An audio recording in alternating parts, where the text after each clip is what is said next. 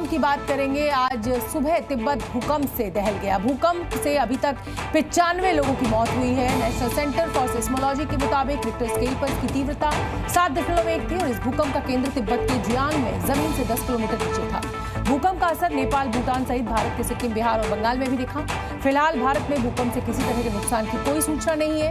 नेपाल और चीन में भी नुकसान की अभी तक कोई खबर नहीं मिली है।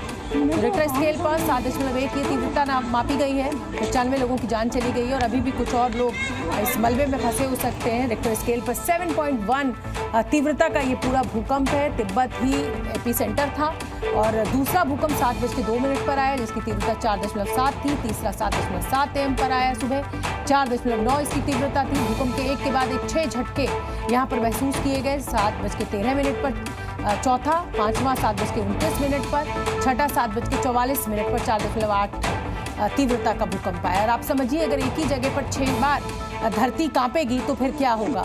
और ऐसा नहीं है कि ये जो भूकंप के झटके थे वो सिर्फ तिब्बत या नेपाल में ही महसूस किए गए, ये भारत में भी कई जगहों पर महसूस किए गए। ये आप नक्शे पर समझिए, मोतिहारी, पटना, मालदा और समस्तीपुर में ये भूकंप के अच्छे खासे झटके जो हैं वो महसूस किए गए, क्योंकि 7.1 तीव्रता है। 7.1 तीव्रता जो होती है वो बहुत तेज होती है। एपी सेंटर इसका भले ही तिब्बत में था, लेकिन आसपास के कई 100 किलोमीटर तक धरती में ये कंपन महसूस किया जाता है और इसी के चलते भारत के भी कई शहरों में ये भूकंप के तगड़े झटके जो थे वो महसूस किए गए।